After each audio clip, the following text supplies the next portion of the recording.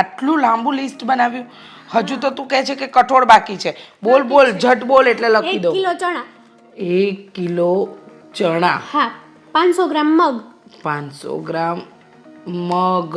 તુવેરની દાળ. કેટલી? હા, લખી નાખો ને આપણે કેટલી જોઈએ છે. 5 કિલો લખું છું. ઓકે. અને ચોખાઈ લેવાના છે. 5 કિલો ચોખા લખી નાખો. બુદ્ધિબેન, દેવેન, દેવેન? હા, બેસ બેટા બેસ. હા, બેસો ને દેવેનભાઈ. જો આ ચાવી. ચાવી? પણ આ ગાડી તો તને દેવાંગે તારા માટે જ આપી હતી. હા, પણ હવે હું ચાવીને શું કરીશ? રાખો. ચાવી અને ગાડી બે. કેમ? શું વાત કરે છે? જો દેવેન, મને ખબર છે બેટા કે તું ગુસ્સે છે, તને અમુક વાત નથી ગમતી. જો તે કહ્યું કે તારે અને દામિનીને અલગ રહેવા જવું છે તો અમે તમને અલગ પણ રહેવા જવા દીધા. હા. પછી હવે શું છે? ગુસ્સે નથી, તો એકલો છું. એકલો? હા, એટલે પહેલા તો અમે જુદા થયા અને હવે ઓલી પણ ઘરે જતી રહી એના. કેમ? શું થયું?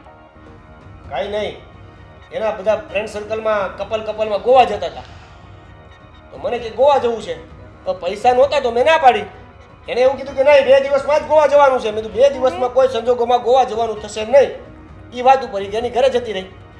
હે ભગવાન, હા હવે મારી પાછળ કોઈ રહ્યું જ નથી તો હું રહેવા વયો જઈશ કોક આશ્રમમાં. તું આ શું આ બોલે બધાને છે? શું કરવું છે મારે? હા, આ અમે લોકો છીએ જ ને, અમે ક્યાં મરી ગયા? 1 મિનિટ હેતલ વહુ, મને વાત કરવા દેશો મારા દીકરા સાથે?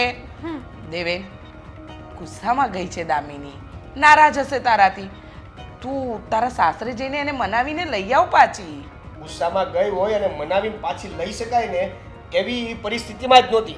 હવે એ પાછી આવવા માંગતી જ નથી. જો એને પાછી લાવી હશે ને તો એક જ રસ્તો છે એનો, શું? શું? આ ગોવા જવાના પૈસા. અરે પણ આવી જીત તો હોતી હશે. ખબર છે તને કે તું અત્યારે નવો ધંધામાં સેટ થઈ રહ્યો છે અને તારી પાસે એટલી ઇન્કમ નથી અને ગોવા જવું, ક્યાંક ફરવું હરવું ખર્ચા થાય તો હવે તો એને પત્ની તરીકે સમજવું જોઈએ. પહેલાં એને સહકુટુંબ નહોતું રહેવું, એને અલગ રહેવું હતું તો તમને અલગ રહેવા જવા દીધા. હવે અલગ જઈને પણ જો તમારા એ જ ઝઘડા થવાના હોય તો આનો શું મતલબ બેટા? હા. મતલબ તો મને નથી ખબર કે હવે શું થશે. આ સાચું કહું તને, તારી જીત તને નડી રહી છે.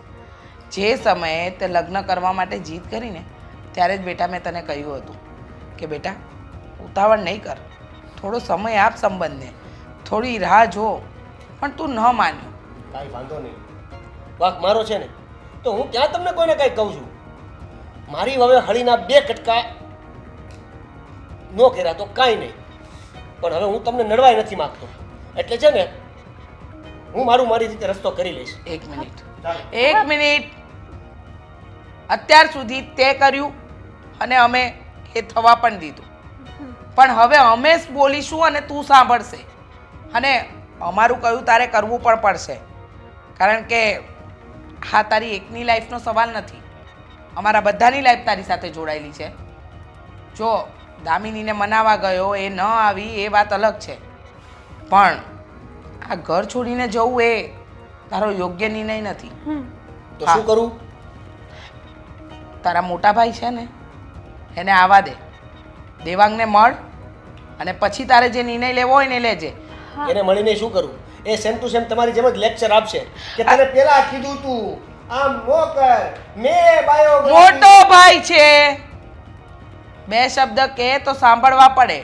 મને સમજાતું નથી તું ગુસ્સે છે કે તારી ભડાસ કાઢી રહ્યો છે કે શું થઈ રહ્યું છે તારી સાથે? સમજાતું મને પણ નથી કે હું શું કરી રહ્યો છું. ભડાસ જ કાઢે છે મમ્મી. હા, પેલી દામિની સામે તો શું બોલી અગે, આપણી સામે બોલે છે. બસ મને નથી સમજાતું હો બેટા.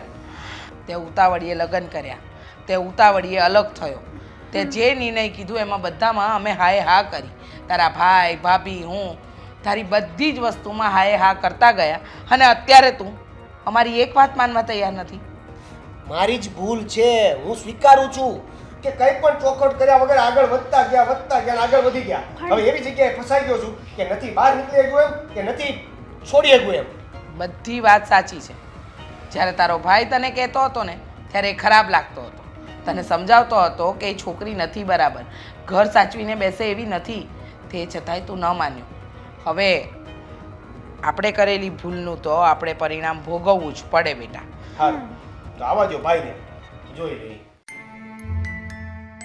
ચિંતા નહીં કર, દેવાંગ આવશે ને એટલે એ દેવેનને સમજાવી દેશે. આજે તો ઓફિસમાં બહુ કામ હતું ને.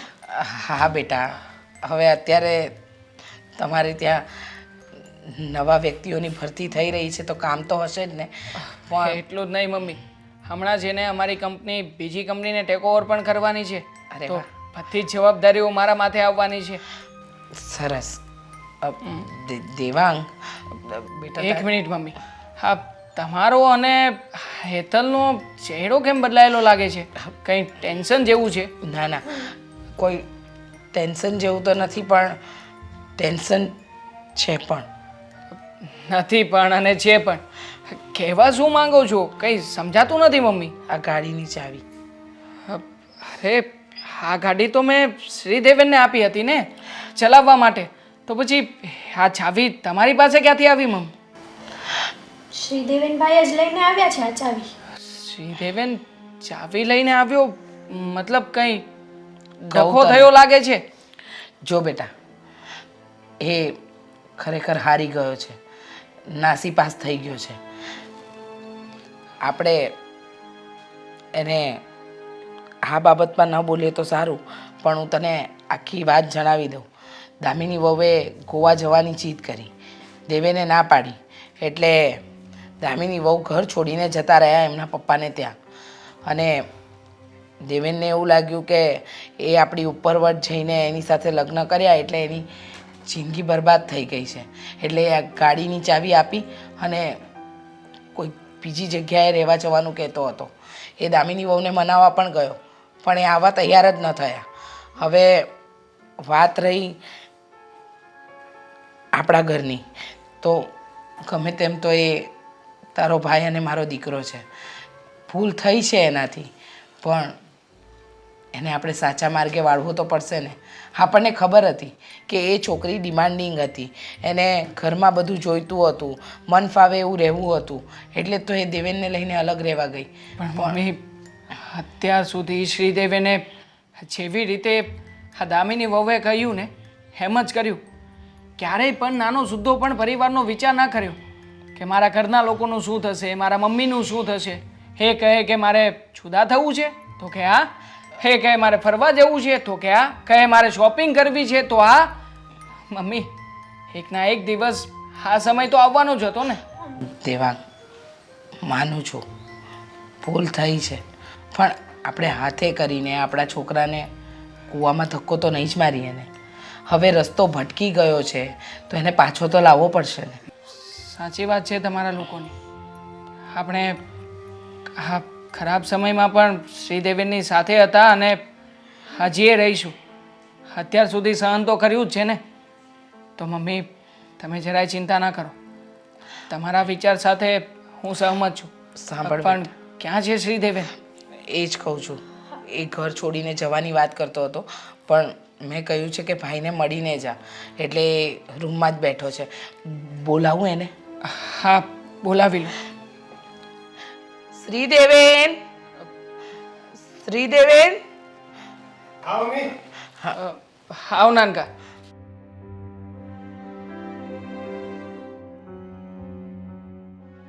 જો દેવેન, મમ્મીએ મને બધી વાત કરી છે. તું ચિંતા નહીં કરતો. અમે બધા જ તે તારી સાથે છીએ. હવે આગળ તું કહીશ ને એમ જ કરીશું. જો તું સમાધાન કરીને દામિની વહુને ઘરમાં પાછા લાવવા માંગતો હોય ને તો આપણે એના વિશે આગળ કંઈ વિચારીએ. અને જો તું એવો વિચાર કરતો હોય કે તું દામિની વહુમાંથી છૂટો થવા માગે છે તો એમાં પણ અમે લોકો સહમત છીએ. વિચાર તારે કરવાનો છે કે આગળ શું કરવું અને શું નહીં. હવે વિચાર મારે નહીં, હવે વિચાર તમે કરો અને મને કહો કે મારે શું કરવું જોઈએ. જો બેટા, તારાથી ખોટો નિર્ણય લેવાઈ ગયો છે ને દામિની વહુ તને નહીં સમજી શકે. આખું જીવન તું એની સાથે નહીં કાઢી શકે. એને એના મોજ શોખ પૂરા કરવા છે, એને હરવું છે, ફરવું છે, શોપિંગ કરવી છે. બેટા, તું એવું વિચારે છે ને કે એ તારી બનીને રહેશે, તો એવું નહીં થાય બેટા. કારણ કે એને એ માહોલમાં પોતાની જાતને ઢાળવી જ નથી. તું વિચાર કર, એને ખબર છે કે તું એટલું કમાઈ નથી શકતો હમણાં, તે છતાંય જો એ તારી સામે આટલી બધી ડિમાન્ડો કરતી હોય તો તું એની સાથે આજીવન કાઢી શકીશ જિંદગી? આ જે વાત તમે આજે કરીને, આવી રીતે જે વાત તમે આજે કરીને, આટલી ડિટેલથી તમે જે વાત આજે કરીને, એ વાત ગાડીમાં ગેર પાડતા પહેલા કરવાની હતી. હવે તો ગાડીમાં ગેર પડી ગયો છે, ગાડી ચાલવા લાગી છે. પણ હજુ જિંદગી પૂરી નથી થઈ દેવેન. કેમ સમજતો નથી? હજુ તો જિંદગીની શરૂઆત થઈ છે. માણસ માત્ર ભૂલને પાત્ર. થઈ ગઈ તારાથી ભૂલ. તું જીદે ચડ્યો હતો, અમે ના પાડતા હતા ત્યારે પણ તને એમ જ લાગતું હતું ને કે ભાઈ ભાભી અને મમ્મી ખોટા છે. પણ હવે તો તને સાચી હકીકતની ખબર પડી ગઈ છે બેટા, અને તારો ભાઈ તારી સાથે છે. હા દેવેન, જો તું જરાય ચિંતા ના કર. મમ્મીએ કહ્યું ને, આપણે એમ જ કરીએ. હવે જો આ તારા મગજમાં જે કંઈ પણ વિચારો ચાલી રહ્યા છે ને, એને સ્ટોપ કરી દે. અત્યાર સુધી જે કંઈ પણ થવાનું હતું ને, એ થઈ ગયું છે. અને આગળ પણ આપણે લોકો સાથે મળીને બધું જ લડી લઈશું. એટલે જરાય ચિંતા ના કર. તું એકલો નથી, અમે ઘરના બધા જ સભ્યો તારી સાથે છીએ. હા બેટા, આપણે બધા એક સાથે રહીશું ને તો ગમે એવું દુઃખ હશે એની સામે લડી લઈશું. અને તને લાગે છે ને કે તારો ભાઈ તારું ખોટું વિચારે છે, પણ એવું નથી. જે દિવસે એ છોકરીની તે વાત કરીને ત્યારે તારા ભાઈએ બાયોડેટા કઢાવ્યો હતો, પણ તારી ખુશી માટે હું, દેવાંગ અને તારા ભાભી ત્રણેય રાજી થયા હતા. હવે તારા દુઃખમાં પણ અમે સહભાગી થઈશું. હા, અને આજ પછી તમને સમજાણું ને કે આ જીદ કરવી એ ખોટી વસ્તુ છે. આ જીદમાં આપણી જિંદગી બરબાદ થઈ જાય છે. હા મમ્મી. અને દેવેન, આમ પણ તું શું કામ ને મૂંઝાઈને બેઠો છે? તે તો કંઈ ખોટું કર્યું નથી ને. અત્યાર સુધી એણે જે કંઈ પણ કહ્યું હતું ને, એમ જ આપણે બધાએ કર્યું છે. અરે ખોટી તો એ હતી, એણે ખોટું કર્યું છે આપણી સાથે. તો પછી જ્યારે પણ હવે આપણે મિટિંગ્સ કરવાની થશે અને સમાજના આગેવાનો આવશે ને 2-4, ત્યારે આપણે બધા જ કહીશું સાથે મળીને કે અત્યાર સુધી એણે જે કંઈ પણ અમારી સાથે કર્યું છે ને, એના પુરાવાઓ પણ છે અમારી પાસે. હા, તને જે લિસ્ટ લાંબા મોકલતી હતી કે આમ કરવાનું, આમ રહેવાનું, એ બધું પણ સમાજની વચ્ચે દર્શાવીશું. એટલે આપોઆપ એની શાન છે ને ઠેકાણે આવી જશે. બસ મોટા ભાઈ. મમ્મી, ભાભી, મને માફ કરી દો. મારી જીદને મેં છોડીને અને આ બધી સિચ્યુએશનમાં હું અટવાઈ ગયો. મને માફ કરી દો. બસ હવે મને ખાલી એક રસ્તો બતાવો કે આ ગિયર પડેલી ગાડીનો ક્લચ દબાવીને ગિયર કેમ કાઢવો. એ રસ્તો પણ આપણે બધા સાથે મળીને કાઢી લઈશું. પણ હવે રડવાનું બંધ કર. હા, હજી આંસુ ક્યાં આવ્યા હતા? હા, સારું. હા, હવે તારે અહીંયાથી જવાનું નથી. ઓકે. અને પણ ઓલી પાછી અહીંયા આવવી જોઈએ નહીં. નહીં, અને જો હવે બીજી છોકરી મળે ને તમને તો આવી શરત મૂકીને એ પેલા તમે લાંબુ લિસ્ટ એને મોકલી દેજો. એ ભાભી, શું કીધું? બીજી છોકરી? હવે એક કોઈ છોકરી નથી જોતી હો ભાઈ. બ્રહ્મચારી બરાબર છું. ઓહ,